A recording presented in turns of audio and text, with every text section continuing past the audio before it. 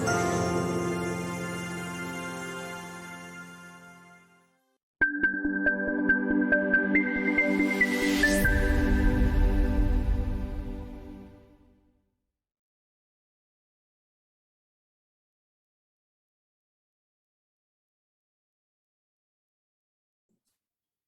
evening, Bhante and all Kaya Namuta, Sukihotu, and Aliana, and welcome once again to Sutta discussion. Today is day 24 by Bhante Dr. Gangodawila Chandima. Tonight's topic is Metta Sutta, which is the third sutta from the total of 10 suttas that have been chosen by Bhante Chandima for this sutta discussion. Whoever interested to join the Zoom class, where we can engage directly with Bhante, can contact us on Ti-Ratana Vihara Aman Perdana Klang's Facebook Messenger. We are welcoming newcomers. However, this class also will be broadcast on Ti-Ratana Vihara Aman Perdana Klang Facebook page and YouTube channel. Please allow me to introduce about our speaker. Bhante Dr. Gangodawila Chandima currently is the Senior Advisor at Patisota Canada, a virtual Dharma organization that helps beginners as well as expert students in learning Dharma in variety of ways. Many people are interested in Dhamma Pariyesana, Patisota's most acclaimed interview series, which Bhante conduct on regular basis. You can check on Patisota with the link www.patisota.blogspot.com. Bhante Chandima earned a PhD in Buddhist Studies in 2015 from University of Sri Jayawardenepura in Sri Lanka. From 2012 till 2015, Bhante served as Theravada Buddhist chaplain at the University of British Columbia, Vancouver, Canada. And in 2016, Bhante was a research fellow at the Center for Studies in Religion and Society of the University of Victoria, British Columbia, Canada. Without further ado, we welcome once again Bhante, and thank you very much for the talk. Sadhu, sadhu, sadhu.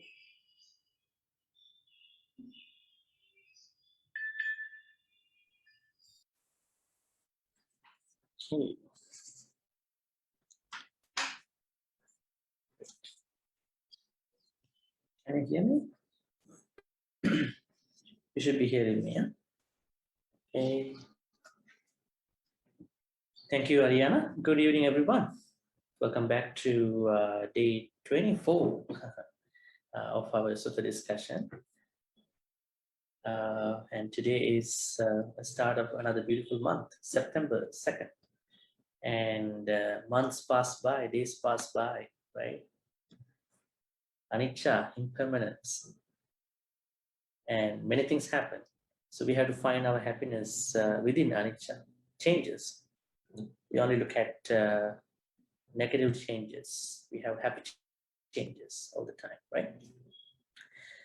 So today we have a couple of our friends, Lynn Mariana, Kim, Rohini, Satharis, Vanita. Nice to see you all. I hope that some of them might be joining during the time. Okay. So let's pay homage to Buddha 3 times and then start our discussion.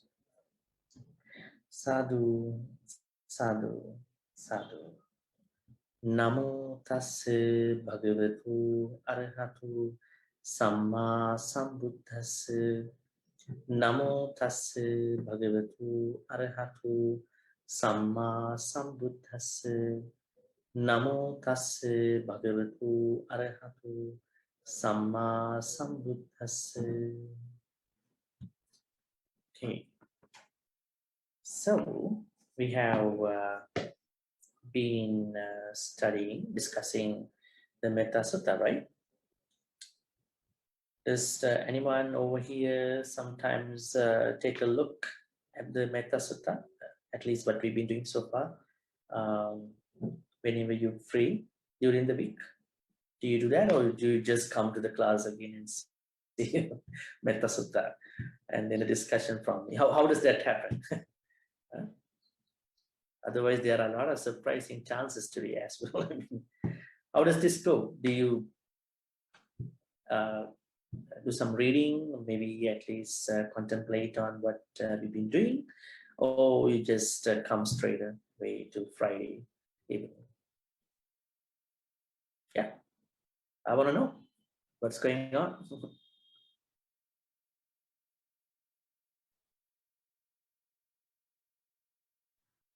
Into chanting and then come straight for class on Friday. That's the truth.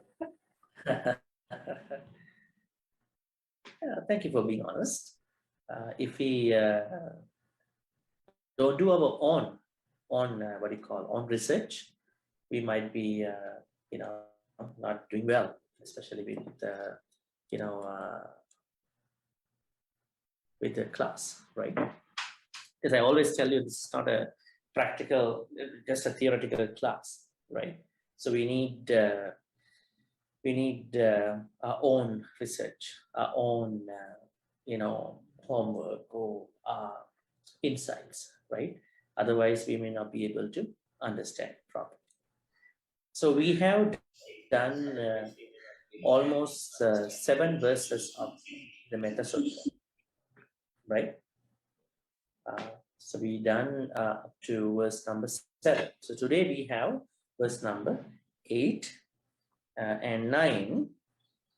As I let you know earlier, our plan is to do verse number 10 on 1 week, and then do a kind of a recap, review of the whole sutta on the same day. That means next week. That means verse number 8, 9 will be done today, and verse number 10 will be done next week with a review of the whole sutta. So come do your own research, do your home thing.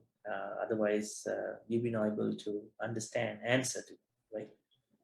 This is not just reading books, reading notes, right? This is a class, in a way, in a class like studying, a discussion. So we want to know what other people understand, right? Okay, so verse number 8. Who would like to recite the stanza?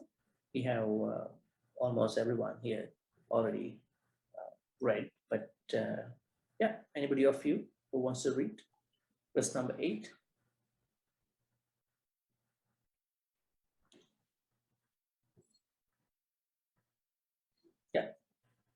Yeah, Aliana, go ahead. Mettang ca sabba lokasmin manasang bhawaye aparimanang udang abdo ca tiriyan ca asambadam avera asapatam. I think I have a small problem with my speaker, so let me plug in my we call the earphone. See.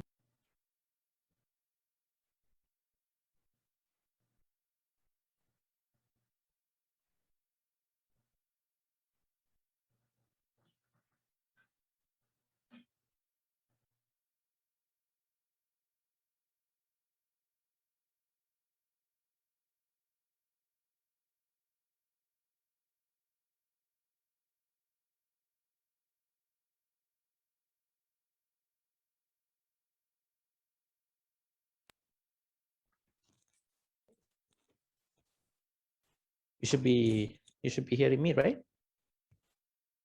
Okay, great. Yeah, so verse number 8. Let's recite together. Oh, let me read. Mettancha sabba lokasmi manasang bhavaye aparimana uddhang adho chathiriyancha asambadhang averang asapatta. Now we have come to the level of loving kindness practice, metta practice. In a way, we understand the sort of beings who live in different directions, right? Now, there are many metta meditation styles where they have their own Pali recitals where they say that may all beings in the north side receive my metta, maybe the south, maybe the west, maybe the east, right? And then maybe the continent, maybe I would say the whole world, and then the universe. So this can go that way, right? But now here, the Metta Sutta has a similar idea, but in a different way. Mettancha sabba lokasmi. Okay. What does it mean? Mettang means friendliness practice, or metta practice. Sabba lokasmi. So one has to practice metta towards the whole world, right? So according to Metta Sutta, those who want to practice metta should not limit metta practice towards one country or couple of countries or a continent. The idea is to practice metta to the whole world. Lokasmin means the whole world. Manasang bhavai aparimana. Okay, now how does that happen? I mean, even you can say that I want to practice metta towards the whole world, but how does it go? How does it actually function? It functions in this way. Manasang means thoughts. Now, when you say the practice of loving kindness, it is a thought, right? Or there are thoughts. There's nothing else, right? Because thoughts arise, right? So we have to bring our thoughts to metta. Those thoughts of loving kindness, aparimanang bhavai. Aparimanam means boundless. There's no count, no number. That means when you practice loving kindness, you have to practice with boundless thoughts. Are we normally getting there when our metta practice is going on? Let's ask ourselves. I don't know what time you practice metta meditation. A good time is the morning, right? Other than that, I always think a good metta practice is not a certain time. I mean, you have to do at a certain time too, just to make you comfortable with the practice. But a good metta practice happens or works for everyone when they always think with metta, talk with metta, act with metta. You talk to someone with metta. You think about a subject or a situation with metta, and then you act. Let's say you do something, even at your workplace, even at home, you do with metta, and that is real metta. That is how you can create boundless, not bounded metta, boundless. In other words, I would say borderless, transnational, global, not global, universal metta. So what's the idea here? Our boundless thoughts have to channel towards the whole world for metta. Now, if you look at your morning, I mean, ask from yourself, look at your life every morning. How do you start your day, right? How do you normally start your day? With a bunch of problems that I'm going to face during the day? Or how does that go? How do you start your day? What normally happens to your mental side? Because it's connected to that part,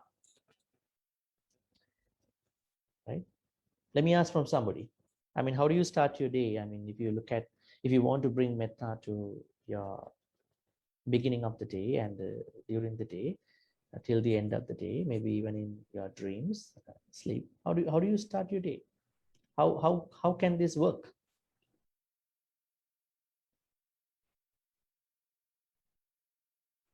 Normally, when I do chanting, after that we take some time to share merits. But Yeah. every morning is always a rush because of the traffic and all that. Go to traffic and all that. Yeah. So, but at least chanting is done. So you say the chanting is short, traffic No, is I high. do my chanting Mhm. and then pick one sutta per morning, but normally it doesn't happen every day of the week. Sometimes they are. That's the problem that I'm going to Yeah, that's address the today. bit. Yeah. That's the problem. The problem is we think metta is just a chanting that we do in the morning, and then once we're done, we think everything is okay now. We're gonna talk to anybody the way we want. We're gonna shout at other people, do whatever. I mean, not about you. I mean, normally in general. No, it's true. Because in our practice we don't have, in our habit we don't have metta.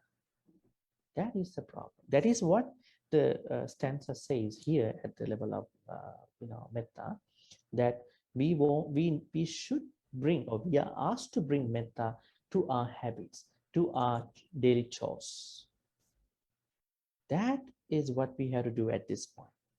Now we've been talking about 15 skillful habits, different individuals, right? We've been talking many things, right, to this extent, and we also talked about the shape, the nature of metta, like a mother who has only one son. Now we come to the place where we need to particularly understand why our metta practice does not really work. It works, but why it does not really work as we hear in the text, as we hear from Dhamma speakers, as we hear from culture, why it doesn't work. The reason is that we don't bring metta into our daily habits, our daily life. Don't get misunderstood, because you might think that, okay, I do the metta, I chant Karani Metta Sutta in the morning and then I go to work.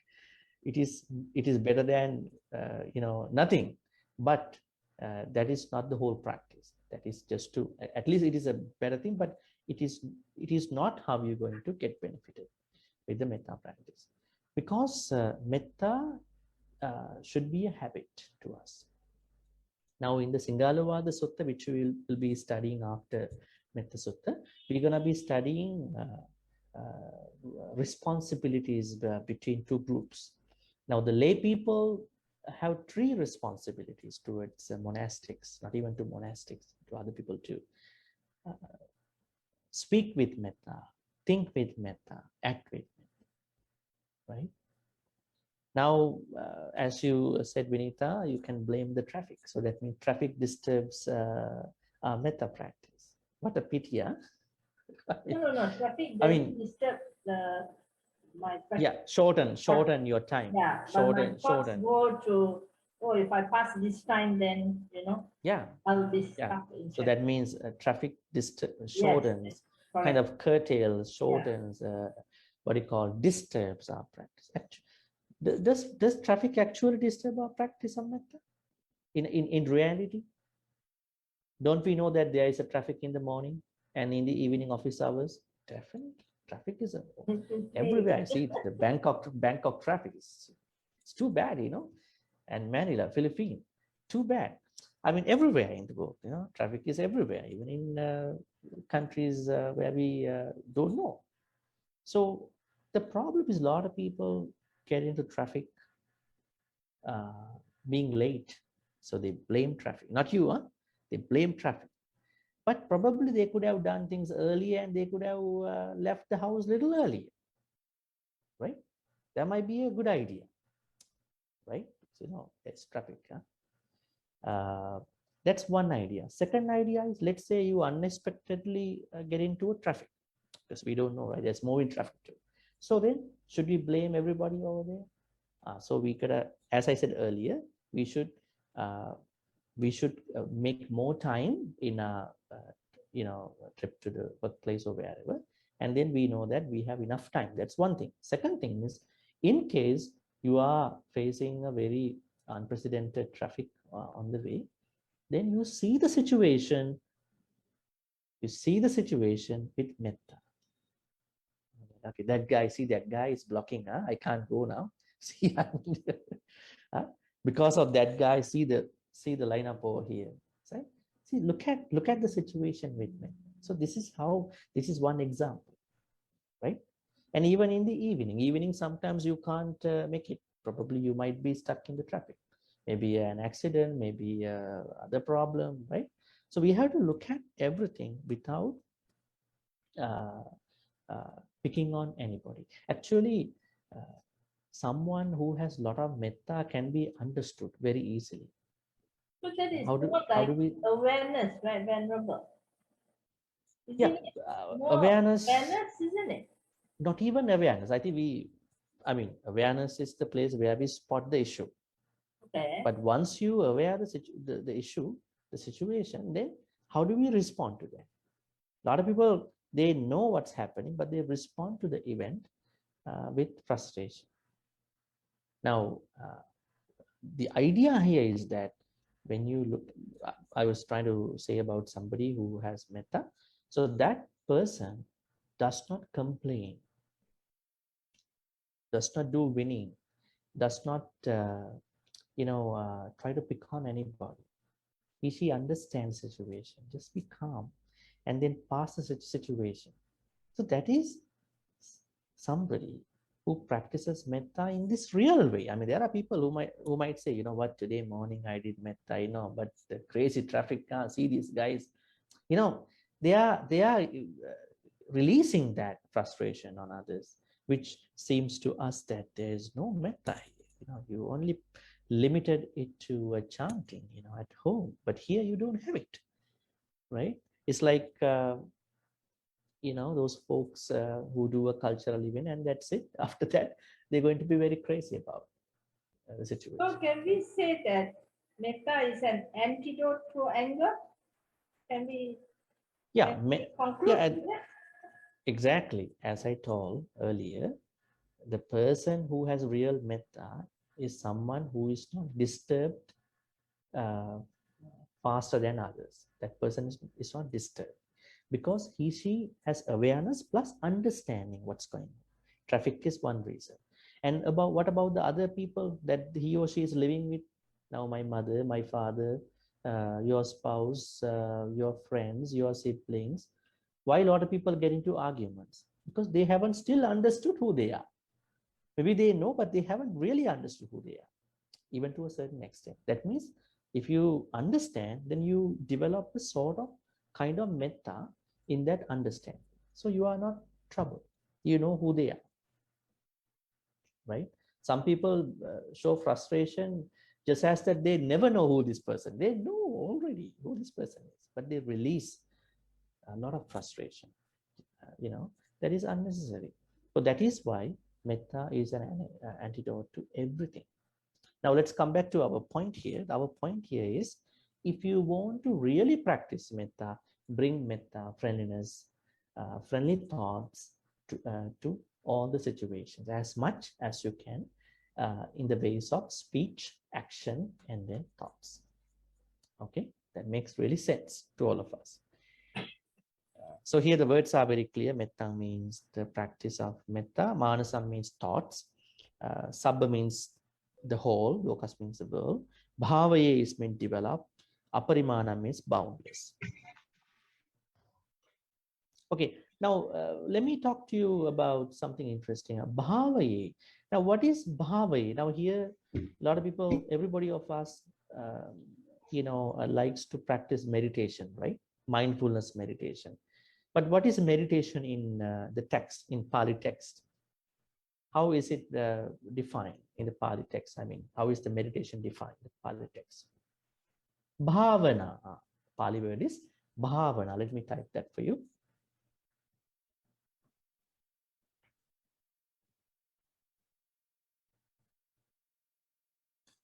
Okay, bhavana.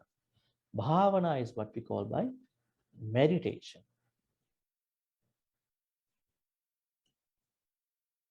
Now you know that I'm going to ask some questions. Huh? Okay, bhavana.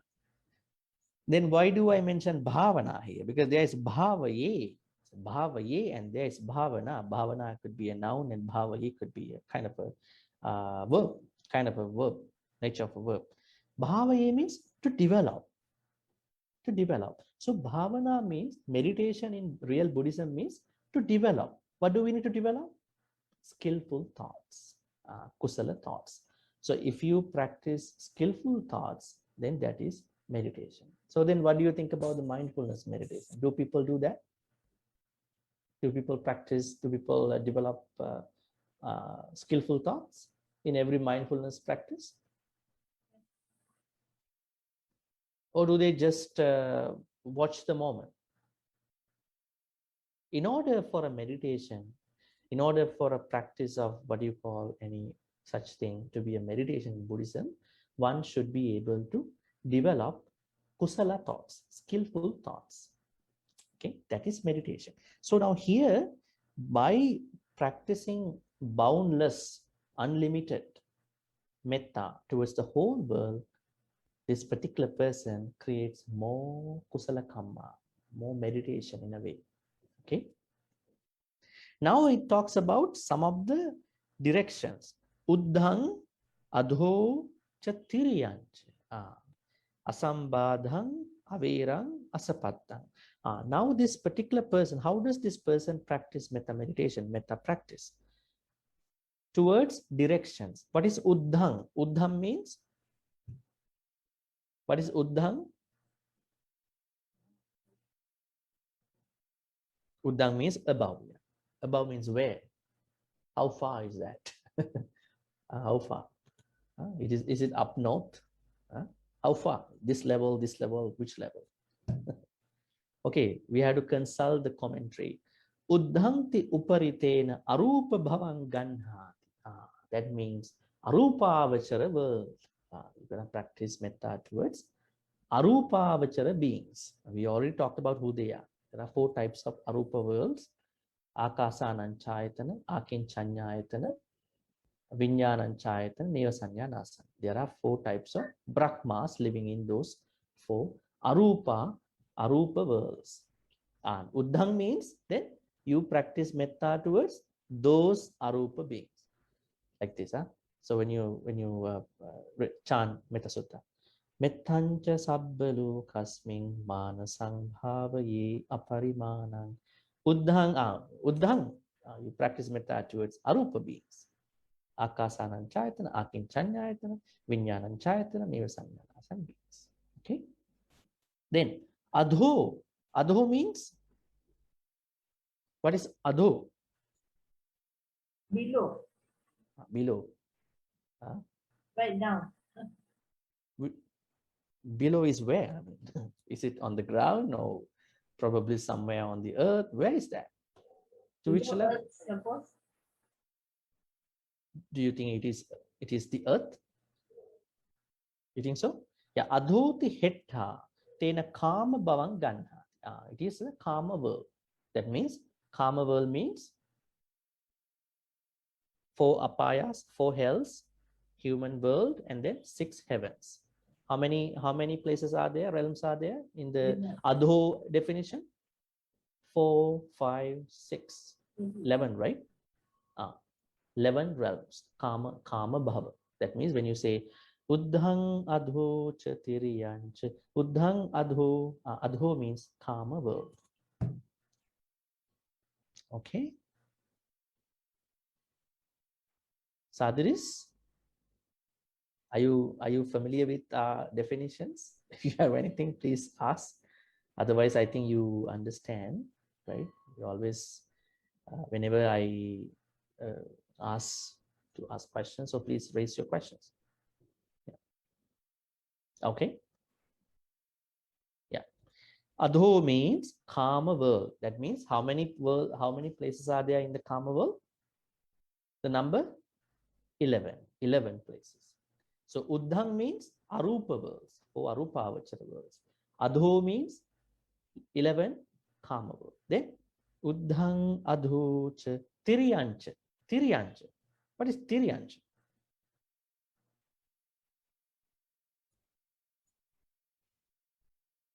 All around the universe. All around the universe. So how does that go with this definition that we already discussed about Uddhang adho? Tiriyancha. What's the English translation given here? All around, in the middle. There is always that translation.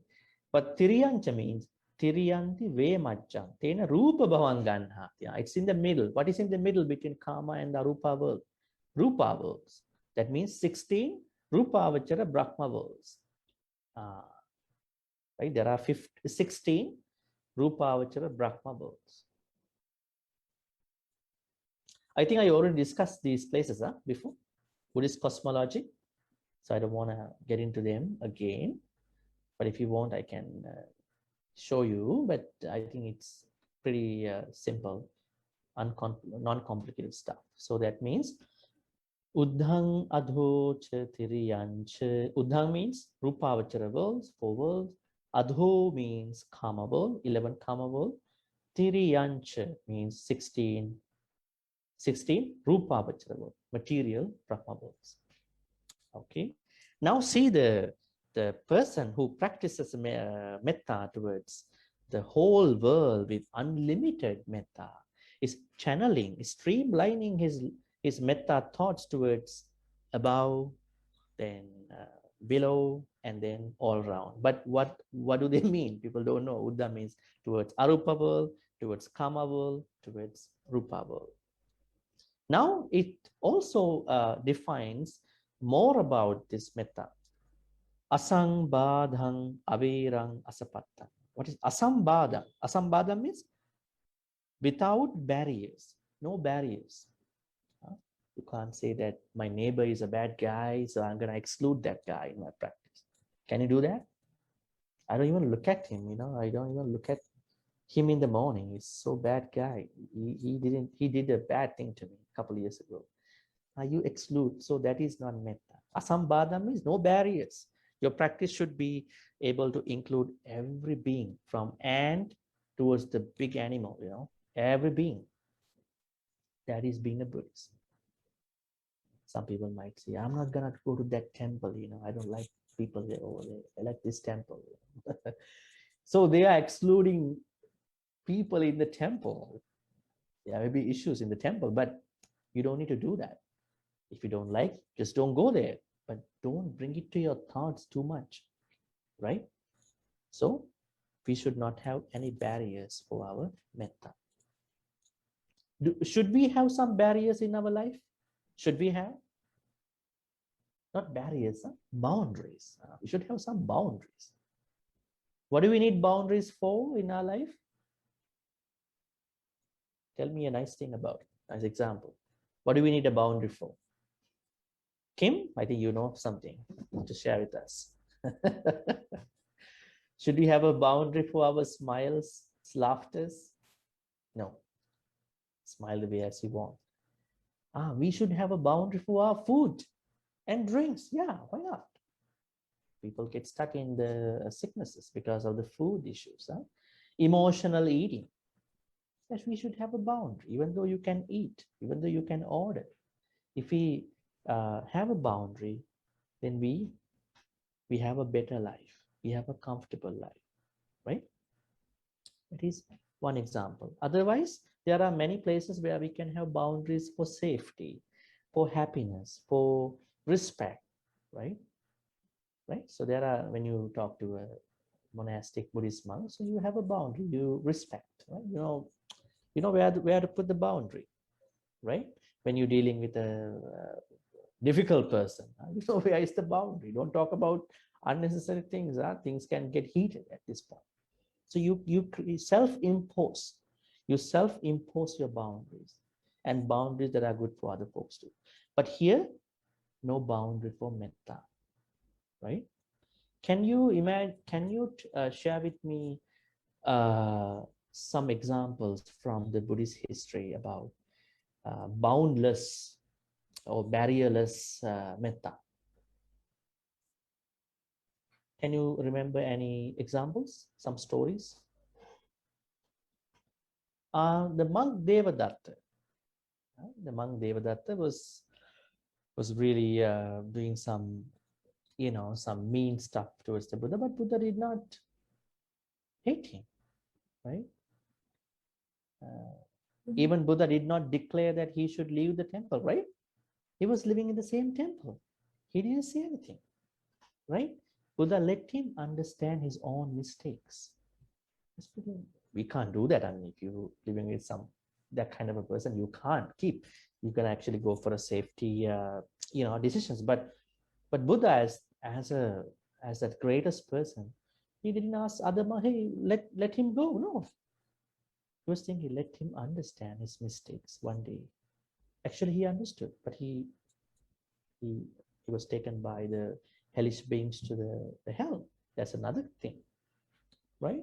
So that metta. What are the other places where Buddha practiced metta? Angulimala, Angulimala's case, Buddha wanted to interfere because intervene, otherwise he would have killed his mother. Yeah, there is metta too. What are the other occasions where Buddha practiced metta?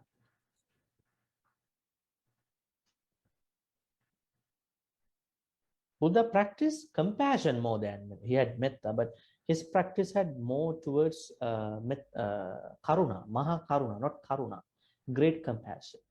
Every morning he checks on people who are gonna die today, who need his assistance, right? There are many occasions where he was not disturbed by anybody. Remember that story, the Akosaka Bharadwaja, the Brahmin, he was really mad at the Buddha. One story in the Dhammapada as well as in the text. He came over to see the Buddha to blame him, and then he started blaming now. You are this kind of a person, you like this and that. Buddha didn't speak any word. When somebody is blaming to you, can you keep your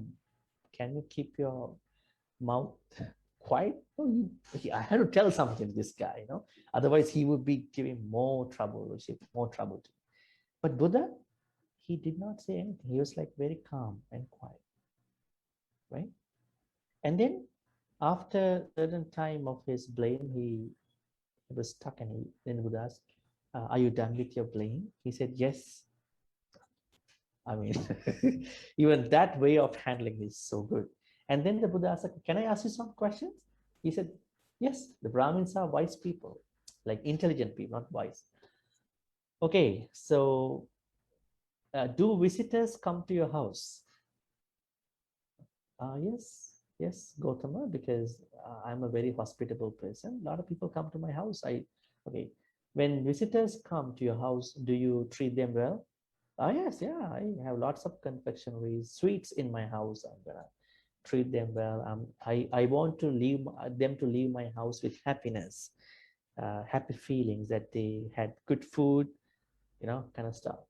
And then the Buddha asks again, okay, let's say, what if your visitors are to say that we just had our lunch, we just had our dinner, whatever, breakfast, so that they would politely decline your treat, right? This can happen, right? I just had my lunch, so I'm okay.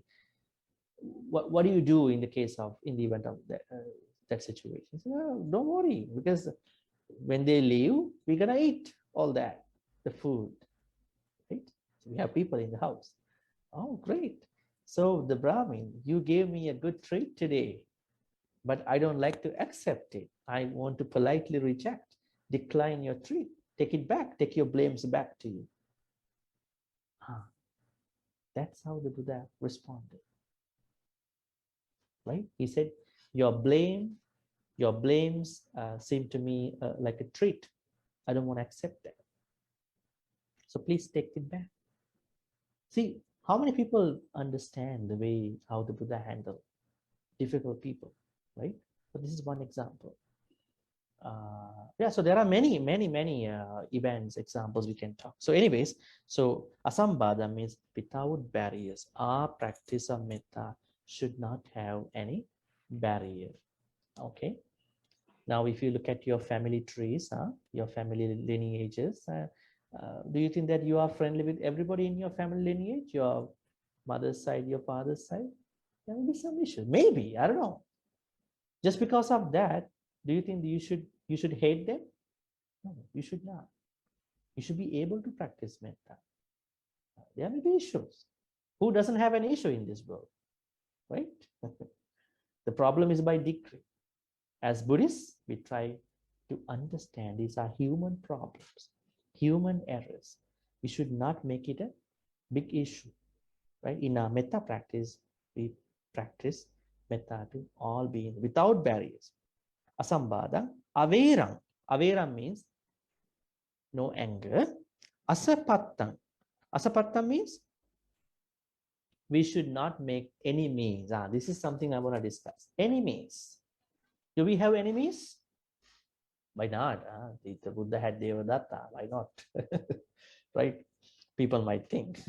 If the Buddha had monk Devadatta, why not? Some people might think we should not make enemies. But there may be some situations where there might be enemies we don't know, right? Can there be enemies without our knowledge? It can be, right? If you are a popular person, probably there are people who might hate us without our knowledge, right? Yeah. But we don't know they hate us, but they may be hating us. But the Buddha says we should not make enemies, because once you make an enemy, then enemies are also working, without your knowledge. So be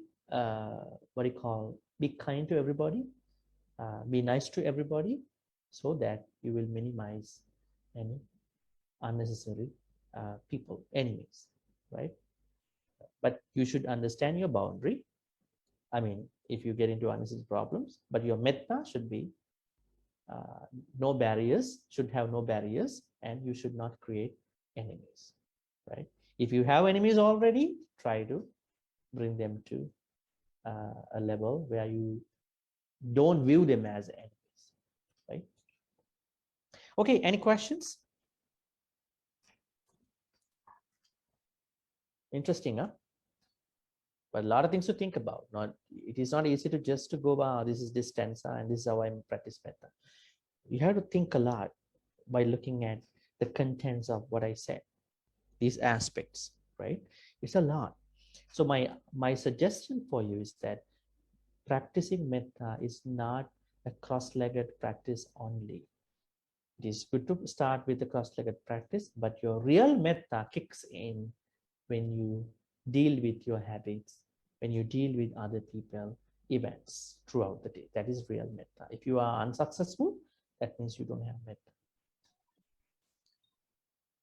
Any Bhante, questions, folks? yeah, Bhante.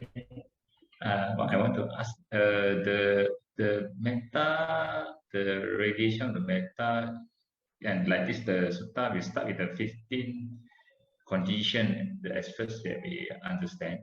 So if we can't fulfill all, is it we have a difficulty to radiate metta, or with the heart, or any obstacle to radiate metta if we don't have a good condition of 15 that early on we learned from Bhante? Can Bhante A very advise? good question. Yeah, that is what I've been explaining at the beginning. I said, why do many people fail in their metta practice? It is because they don't have a certain level of 15 skillful habits. I'm not saying that you have to be perfect. You have to hit hard on those qualities, habits. But at least to certain level of those 15 will help you to stay focused and to stay continued in the practice, right? Because they are normal habits that we all can practice, right? Being skilled, being honest, right? Being upright, spiritually upright. So they are what you need to practice before the metta practice. If you ask me how does it work in real life, I could say it doesn't mean you start from 1 to 2 to 3. You try to practice the 15 simultaneously, okay, as much as you can. So then you are bringing yourself to this level. I mean, rupa world, kama world, rupa world, without barriers, no enemies. That is how you're going to create that atmosphere. That atmosphere is a result of those 15 skillful habits, depending on different individuals. So metta practice is not something you happens just because you think that may I be well happy. You need the gears. There are some gears, tools you need to practice, requirements, prerequisites, 15 skillful habits, and then get into the practice easily, very easily. It's like Either you want to know how to swim well, or if you you're gonna get a what do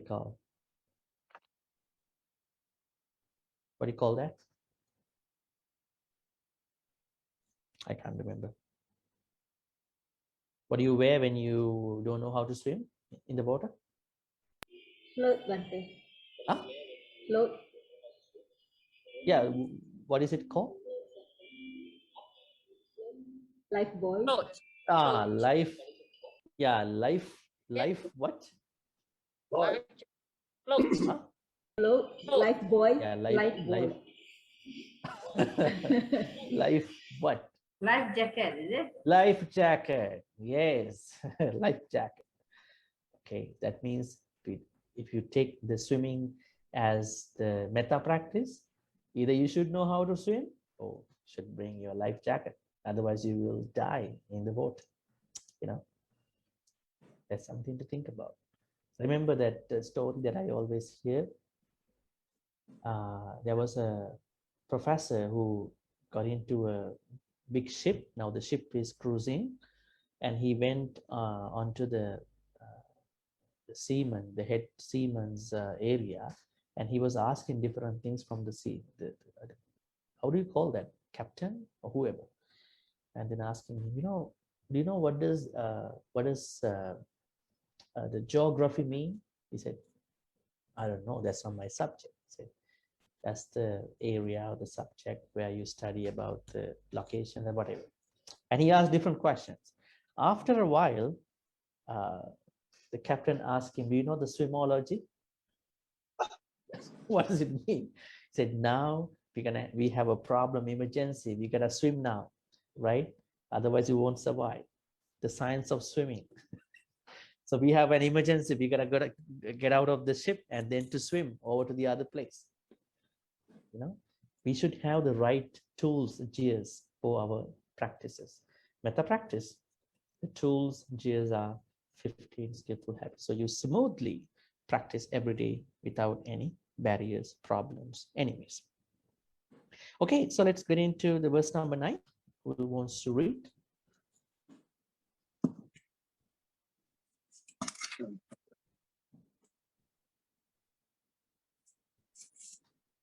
Oh, Kim, yeah, go ahead. I try. Okay, I want to read. I'm reading. Yeah, please go ahead. Titam charam lisinova sayanova. Oh, 1 second. Not titang. Titang. Titang. Huh? Yeah, titang. I have to check. I have to correct on the spot. Otherwise, you might titang.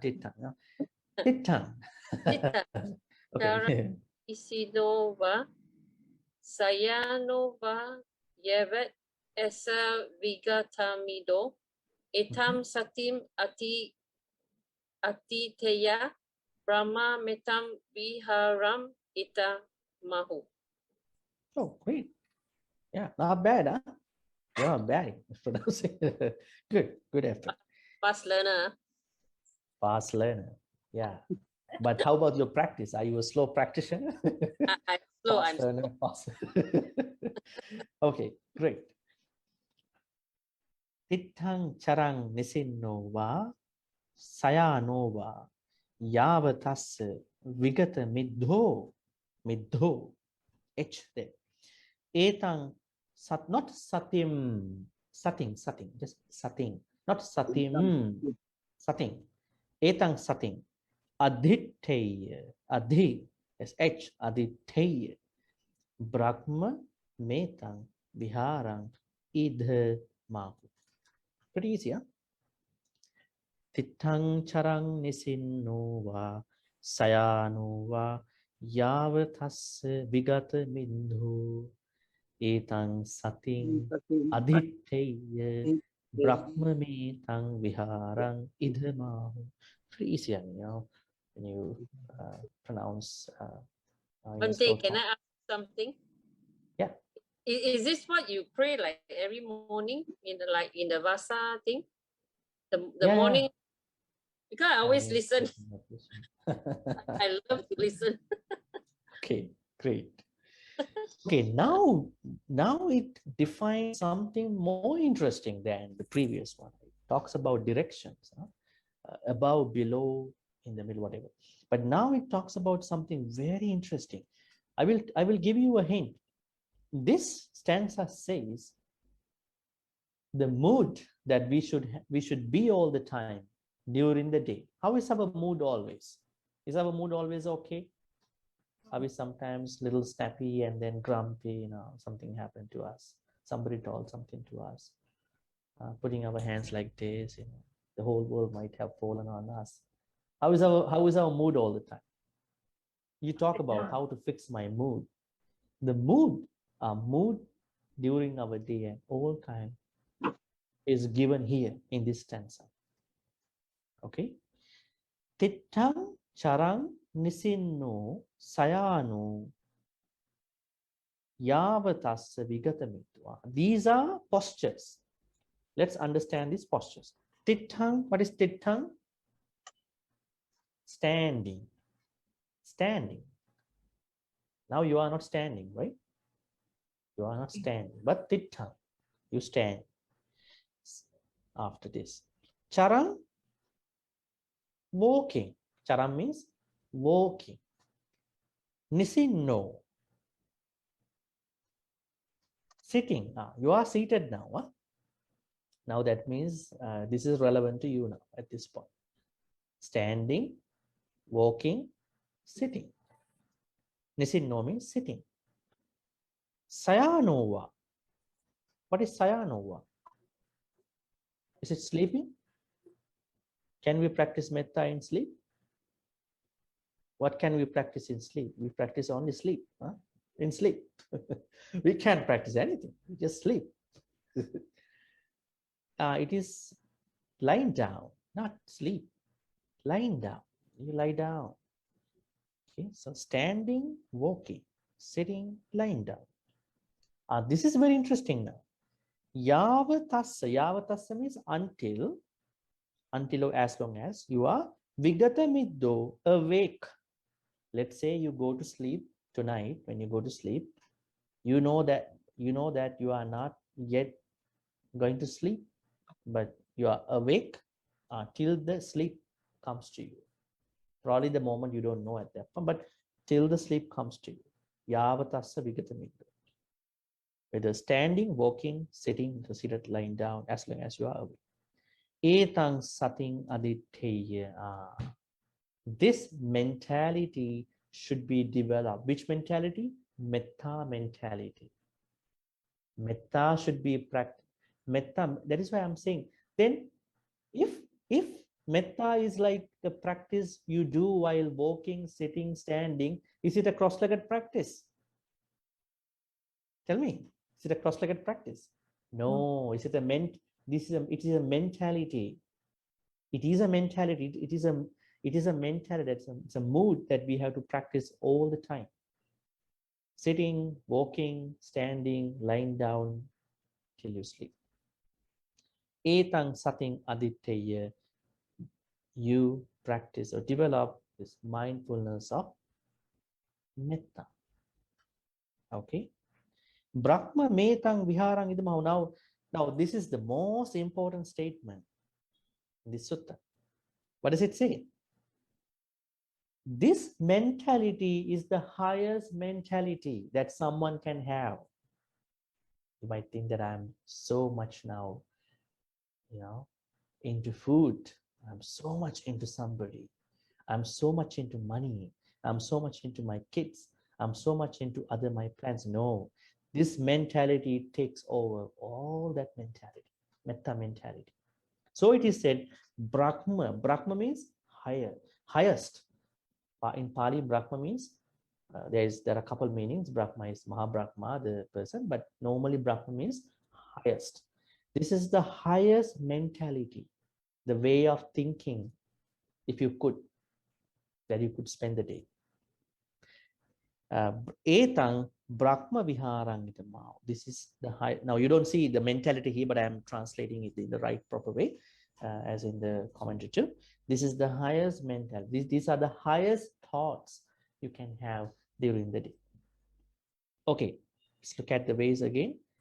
all the postures have to be used with metta, and metta is the highest mentality because you practice it every day, every moment, with every happiness. Anything new to you that you learned today in this stanza? What did you learn new today?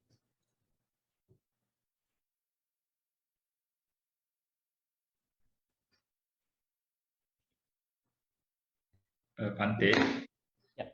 before I learned the metta from previous teacher, he said we should relate to human only and not to especially the four full plan like the ghosts and others, and also not to metta, especially those who very love one like your wife, you will attach and will mix up with wrong feeling, then you will do attachment.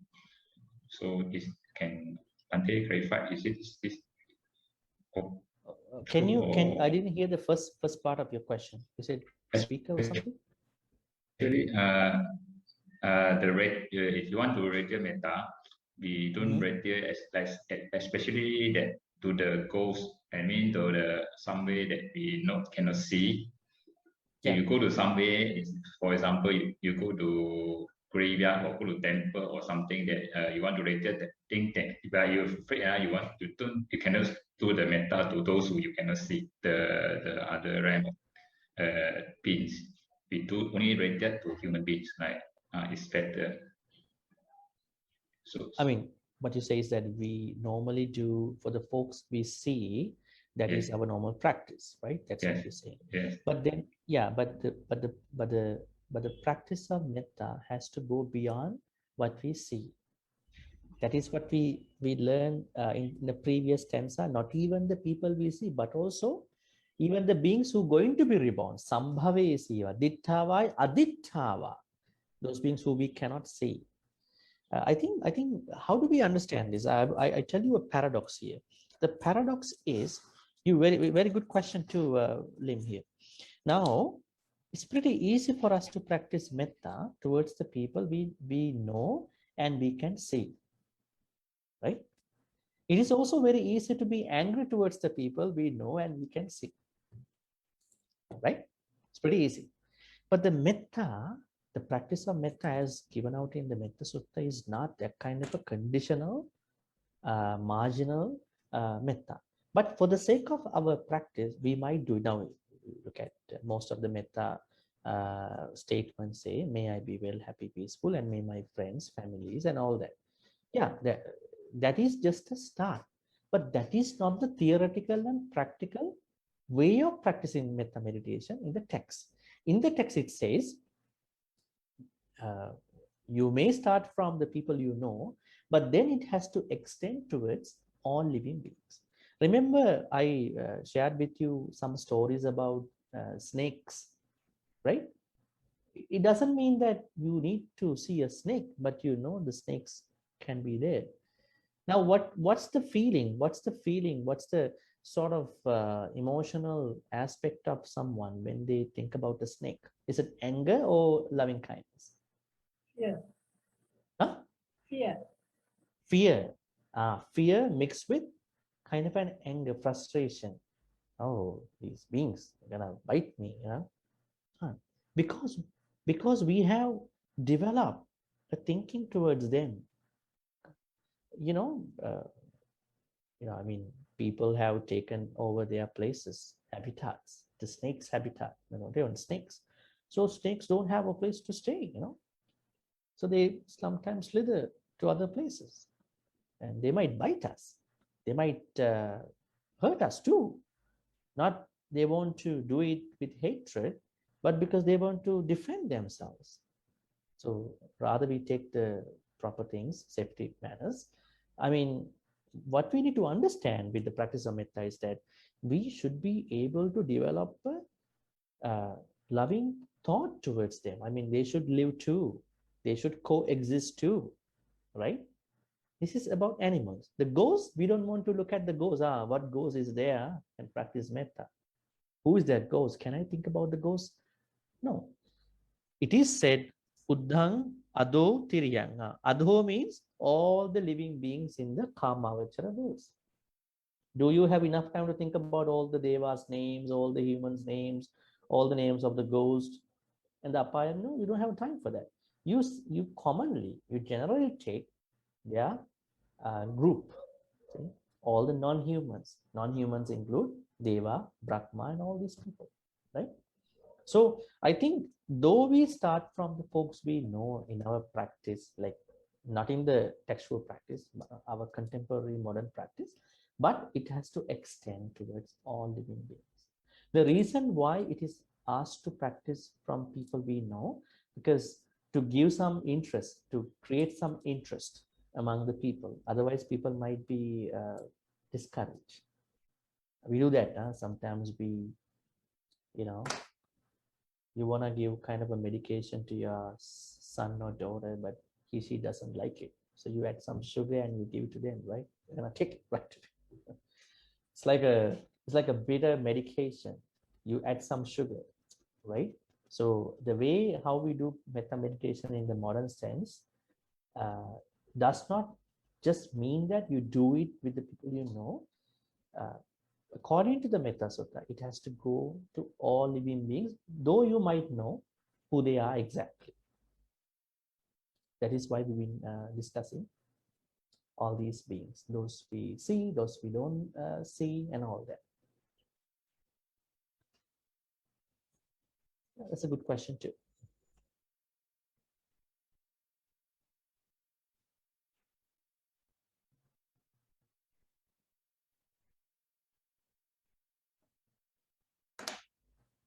Yeah, Sadhis, you have a question?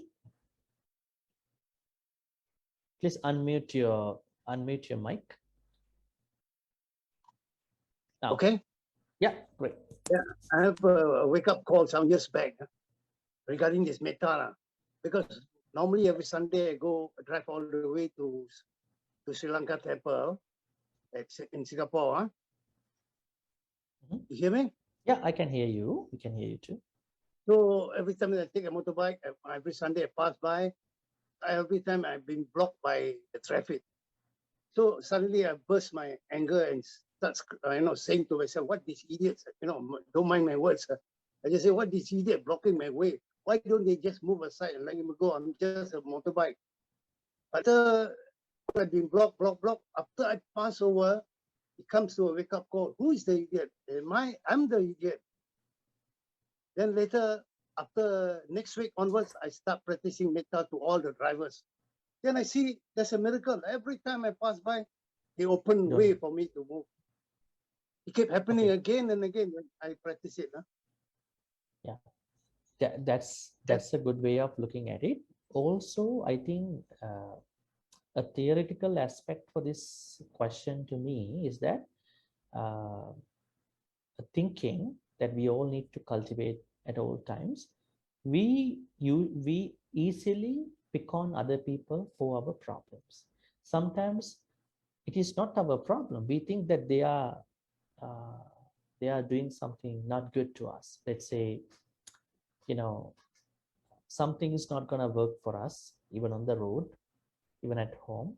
We would like to pick on somebody. Because of you, this happened today. Yeah, there's right? a lack of understanding, you see? Yeah, I mean, in your case, the bikers. It's a lack of understanding. Yeah, so the bikers, in your case, for whatever the reason, in others' case, it could be somebody else, because we are asked to be perfect. When we are asked to be perfect with this social, rational thinking, we always want to be perfect behind the scene, sometimes involuntary. So then what happened, if things don't work the way we want, we naturally pick on other people. So if we change that mentality, a lot of good things will happen to us. Real metta also will come to us, because we think maybe others are disturbing us. But if I change my way of looking at it, then I think we are making us much better. And sometimes most of the problems are solved too. Just at the spur of the moment, the anger come out without putting any understanding what's the problem they are blocking the way. You see, Yeah. If we understand, maybe because there's accident, maybe there is many reasons behind it. But just because of our ego or our pride, first thing we just come out and just whack some words out. But later it gives us a recall, no? Hey, who is the idiot Yeah, here? I'm the idiot I think, because I do that stupid thing and expect everything to be on my way. yeah, But that's cannot why happen. that's why I've been explaining that we are asked to be perfect in our thinking, in our life, with this social, this big picture everywhere, even from our household. So in a journey that we are asked to be so, when things don't work, probably we are doing well, but others don't do well according to standards. Then what happens? We pick on others. So what I'm asking is, what if we don't pick on others? We look at alternative ways. Things will work very well and we will find more happiness. I will add a Zen story. Remember that Zen say the master was intervening a problem between two practitioners. So one guy said, there's a flag, the flag moves the wind. So he was arguing with the other person. It is the flag that moves the wind. The other, no, it's the wind that moves the flag. The master was looking at the arguments, and then he intervened and said, it is neither the flag nor the wind, but your mind. Your mind wanders, moves, so you are struggling, right? So ways of looking at it, the perspective change, right? When you change your perspective, a lot of good things will happen to us. Probably the same thing. This is not the first time you were met with the bikers who were parking, who were covering your road, who were blocking your road. It's been happening for 20, 30, 40 years probably. But if you change your mind, you see the good things. Right. Probably. Sadiris, Yes. can I ask you what you say? You are the idiot.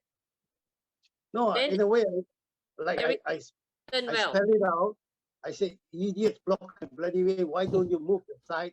No, I hope you don't mind my language. So when I say that, after I clear that, then I get to realize who is the idiot. I'm the idiot, not them, no? Because I misunderstand why the blockage is all there. Then after that, I start practicing metta. Every time I wish well and happiness to all drivers. May they be well, they may reach their home safely. Then after that, every time at the freeway, they open ways for me. Suddenly I see, hey, why they opening ways for me? It's a kind of miracle in a way,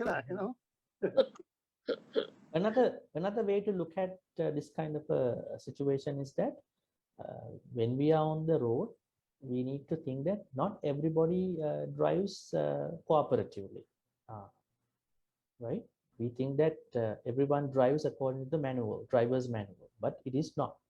Different people have bad, poor habits too. So we have to tolerate we have to stop dangers happening on the road, right?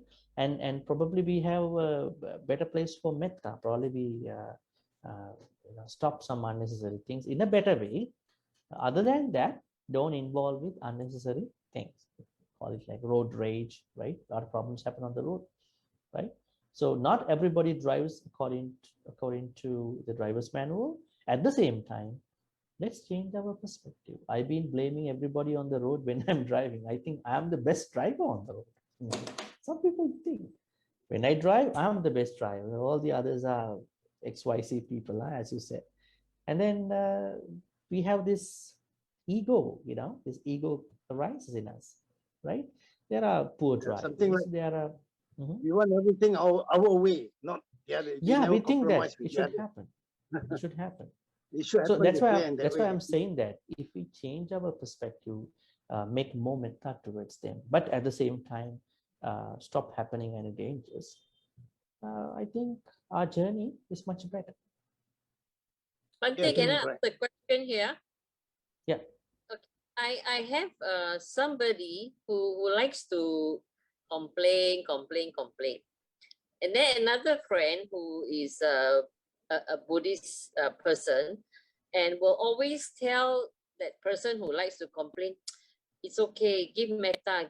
So in this case, when she says give metta, is she trying to tell that person to, stop complaining, don't talk so much about it, forget the whole thing, you know, the answer that she gets from, you know, by complaining from the other lady is, it's okay, give metta, give metta. But this lady who is like not so true Buddhism, what do you mean by give metta, give metta? So what is it? Probably it means that develop metta towards that problematic person, probably. The problematic person's behavior, you know, you please don't take it seriously, but because you practice Sorry, metta. don't. No. I mean, well, we should not misunderstand something here. There's something very interesting. We should not ignore dangers just by putting metta on that. Let's say there is somebody who is very bad, and we feel that he or she's going to do a very big evil thing, probably a cruel thing. So we know what we are supposed to do. That is one thing. But there are minor, small things. There are some people who are, you know, gossiping, who are talkative, who are difficult people to talk, who are making a lot of problems, problem makers. When you deal with such people, have some metta towards them. That means don't take them seriously, is that practice of metta. Because normally you pick on their practice, pick on their way of doing things. Okay, this is really bad, don't talk to me like this. I'm taking very seriously about your behavior. But when you practice metta, you don't think that way. Okay, this is another human being, not like me. Probably we have to pity on that person, right? And So that's the meaning of give metta. I don't know what exactly she or he meant, but the idea is that. The idea is, but some people may use it for different ways, probably some pejorative, insulting ways to, you know, you're such a bad guy. So I do metta for you. This can happen to some people. It's not like, it shouldn't be like that. Such a bad people, you know. I don't want to look at you, but I have metta for you. That is not what we are supposed to do. I mean, we are consciously practicing metta. That means I understand you, and then I make my own boundary. But in my metta practice, I include you too in my mind, right? Okay, thank Sometimes, yeah, sometimes when you talk to other people, don't say, let's say there's an enemy, you go to see the enemy, saying, you know what? In my morning metta practice or during my metta practice, I include you too. Ah, really? Don't do that. Don't tell that to the face. It is your personal thing. Then he or she might be more angry towards you. Don't keep me in your metta practice. I'm very angry at you, right? Don't make a problem. Do it because your life, your thoughts are for you, not for other people. You deserve happiness. How you deserve happiness? By clearing your mind, purify your mind, right? Sometimes some people that you think that they are not good to you, they don't even like you do good things to that person, right? So we have to look at different ways of these people. Thank you, Bhante. Vinita, are you trying to ask something?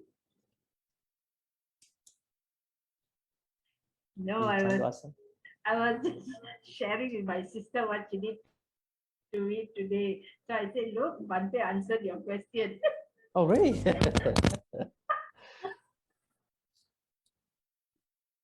Okay. I don't know what it is. Probably we answered. Okay. Any more questions? Otherwise, we can wrap this up. No, Bhante, I just want to say that I like the what Bhante say that we deserve happiness. So whenever the anger or anything come up, just I keep reminding myself I deserve happiness, so that everything that just let it be, just let it go. Thank you very much, Bhante. Just really like this. Yeah, we deserve happiness. Now, some people might misinterpret happiness in their own bad ways. Happiness can come from doing bad things to others too, right? Like wrong ways of happiness. I mean, this wholesome happiness, you know, this peaceful happiness. I would say peace. We deserve this peace, liberation. I would say liberation from all the hassles, all these problems. So then, if there is somebody who was mean to you, who had an issue with you long time ago, if that person comes to your mind and then troubles you, that is going to be a, you know, unnecessary problem to you. You are such a good person, so why you? So and that is why, if that person is still angry, not happy with you, but you practice metta, including that person too. But don't talk to that person, I'm a good person, I have no anger towards you. So I also include you too. So he or she might be really angry, more angry. So don't do such things, but understand how things work. Bhante, what if we are still angry with that person, but we don't know what he's thinking? Maybe he has forgotten about it already. So how? So how? The moment you say that you are angry towards somebody means you have left the practice of metta. You have left. You have stopped the practice. You have ended your practice of metta. You have gone somewhere else. Then think about the rest. Okay. I don't want you to leave the metta practice. I want you to be in the metta practice. Don't leave it. Thank you. Yeah. Be in the metta and then look at the whole world, including you, your life, everybody else. Bhante, I got one question. Yeah. It's like sometimes we will keep a wrong concept. In kind of relationship, especially like the father and son, and also like the manager with his subordinate. If it's too much radiated metta, you feel that other also will feel that you are too good to your son, like you don't, how to say, you don't punish or when he do wrong, or you just like too much take care of your employee that everything also okay. Will cost them more, I think, how to say, I mean you pamper them some way. So other people feel that you are not, no, you are not good father or you are not a good manager. Something I feel I will have this problem in my life. So how's Bhante opinions? Great. It's a good. I think we can finish our discussion with that question. Okay. Now I'm asking the question, a re-question from all of you. Where is the mention where there is too much? There's too much metta and boundless metta. We had a word here. Let's look at one more time the text. It says aparimanang, aparimanang, mettang aparimanang manasang or mettang manasang. That means boundless thoughts. So now we had to look at the connection between the boundless metta and too much metta. Too much and too less, they are two ends in Buddhism. So here it says boundless. That means when you do it to everybody completely. It is not about the quantity that goes higher than somewhere. You get what I mean?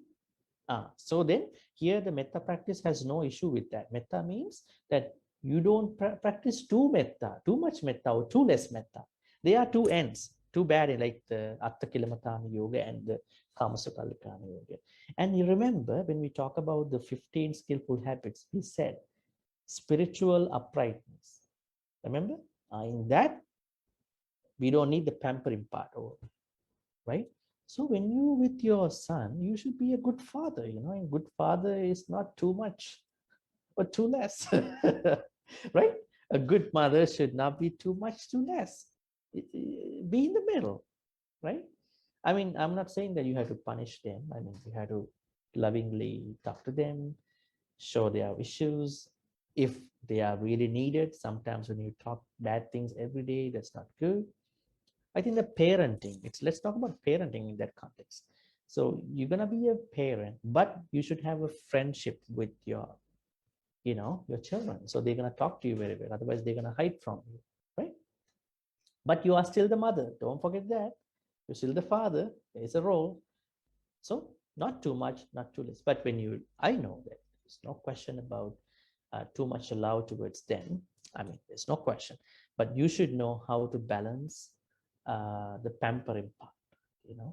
Sometimes when you don't let them understand what they are supposed to do, they will be pampered children. They might not do anything very well. So you should do your parenting part, but be in the middle. So when you compare that to metta, there is no connection. Why I'm saying there's no connection? In Buddhism, there's the two bad ends are too much, too less. Look at about the food. When you eat food, don't eat too less, don't eat too much. They all are ends, right? Look at some of the dieters, they diet a couple days and then they on the 6th day they eat a lot, too much. It's good to diet, but better to eat in moderation, right? Don't go to any end, right? So too much, too less are two ends. In metta practice, you practice metta not by the quantity, but by the ways of the completion. Completion of metta happens when you practice towards everybody, not by quantity, by everybody, include everybody. So there is no quantity of metta, right? Don't take it from the quantity aspect. Take it from the complete practice. So when you fulfill the completion of metta, means you are able to include every being in this universe. That's it, right? Also, don't take it like the punya concept. Punya, you do make merits, right? I create more merits, more merits, more merits. It's like a fountain, right? Don't take it from that way too, because metta is a practice. The problem with many people's metta practice is not the quantity, but the quality. The quality of the metta does not happen to many because they just bypass, detour.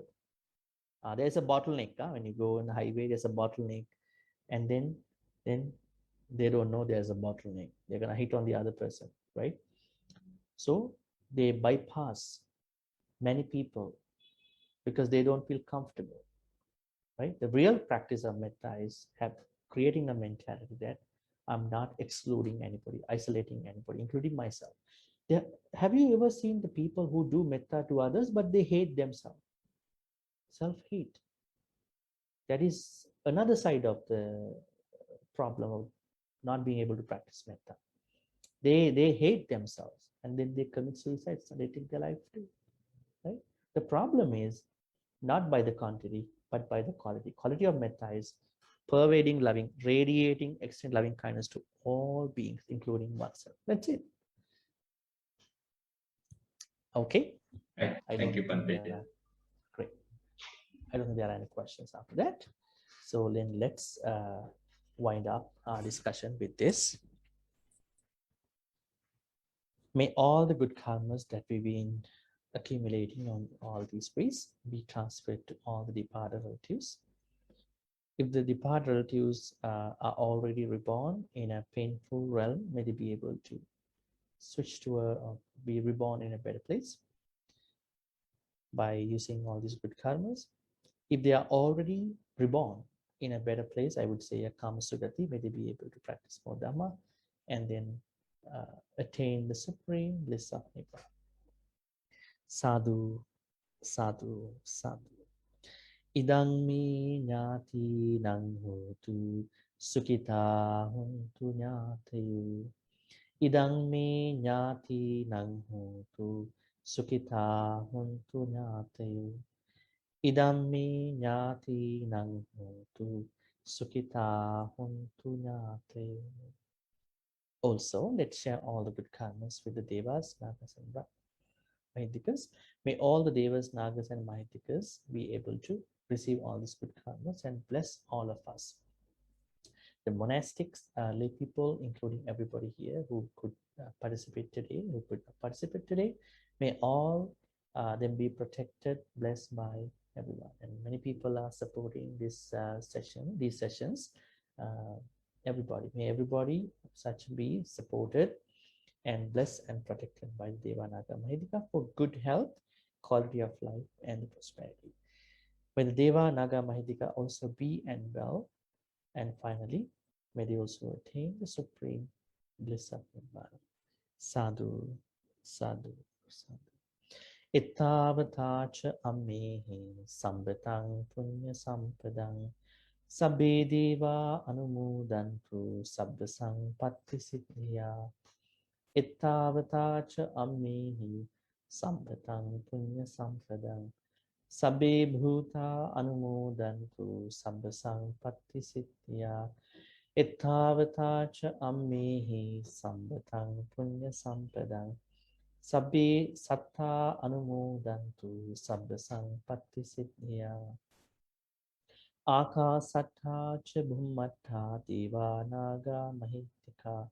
Punyantang anumoditva chirang rakhantu lokasasana. Akasatta cha bhummatta devanaga mahitika. Punyantang anumoditva chirang rakhantu desanam. Akasatta cha bhummatta devanaga mahitika. Punyantang anumoditva chirang rakhantu man paranti. Finally, just before we making our uh, creative wish, may we also wish for the Kalyana Mittas.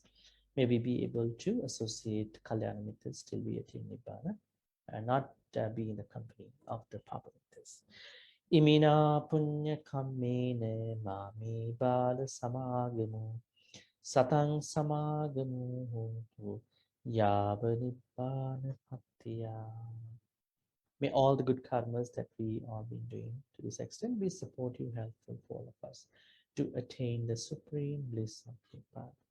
Sadhu, sadhu, sadhu. Now I'm going to bless you with a couple more stanzas. Please receive the blessings.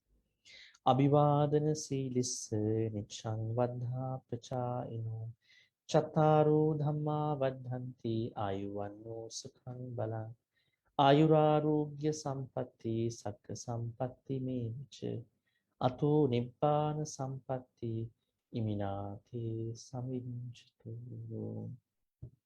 Sadhu, sadhu, sadhu. By the noble power of the Buddha, Dhamma, Sangha, may all your fears go away. May all your sicknesses go away. May all your sufferings go away.